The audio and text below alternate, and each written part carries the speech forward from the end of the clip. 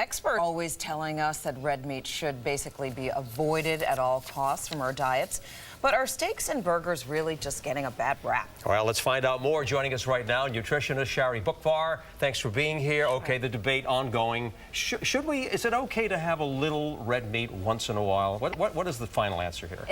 Absolutely. Okay. The final answer is okay, and I've been telling my clients this for years. It's not just a question of red meat, it's the type of red meat. So for example, if you're going out to a restaurant, if you're choosing a filet mignon, especially a petite cut, or the sirloin, that's the best way to go. And in fact, if you're cooking steak at home, one of the cuts that we buy is London broil, which is very lean. tasty. Very tasty. And if you were to take a look at it in the supermarket, you can see there's less marbleization, less fat. So really what you're looking at in terms of overall health and heart health is less saturated fat. And that's what's in red meat, is saturated fat that you're concerned about. And so, Shari, I mean, apparently there are some nutritional benefits in red meat. And in fact, just a personal account myself, I have a tendency to be somewhat anemic from time to time, a little anemic.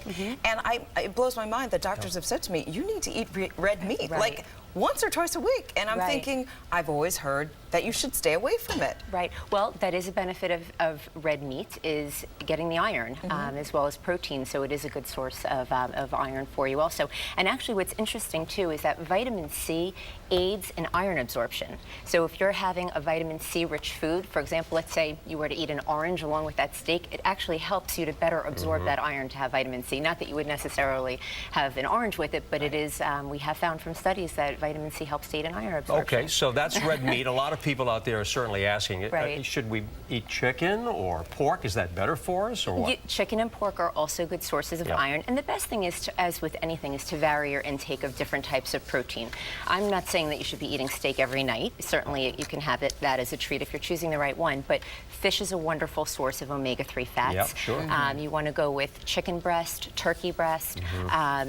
Pork tenderloin is quite lean too. And let's not also forget vegetarian sources of foods, such as pairing beans and rice together to be able to get a complete protein is another way to be able to. Shari, at this hour, we're all getting very hungry talking about food. I was hungry anyway. My goodness, I'm just thinking about all that delicious stuff. Let's also talk about this in our health news report tonight. You may think that buying fresh food is expensive, but a new study finds that eating healthy costs only about $1.50 a day or more. That's about it.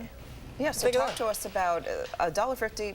I mean, it seems like it would be worth it if you can afford it for your health, If you can afford it, absolutely. And there's also very easy ways to do this. And if we were to if I were to prioritize that for you, and as I do for my clients, if you start off, let's say, with fruits and vegetables, first of all, always look for the sale items, because if you were to look through the produce aisle, let's say one week apples and strawberries are on sale, buy that week. If the next week blackberries and cantaloupe are on sale, then that's what you buy. Also, frozen fruits and vegetables.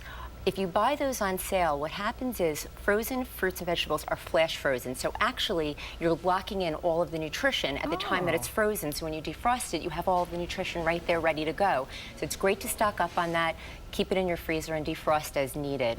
Some of the other things to look out for are low-fat dairy products, low-fat to non-fat, which is basically 1% or less. This way you're decreasing the saturated fat from dairy products in your diet. And also, if you're looking at things such as grains, bread, cereal, rice, pasta, look for not only whole wheat, whole grain, but make sure that they have at least bare minimum of 3 grams of fiber per serving, but 3 to 5 grams per serving is a great guideline to look for. So you're talking about really shopping smart, okay? Shopping smart. Don't forget those coupons. Prioritize, coupons and make tops sure. of sales and things like that. Shari Boockvar, this is good. We're all going to have a little something to eat right now. I think.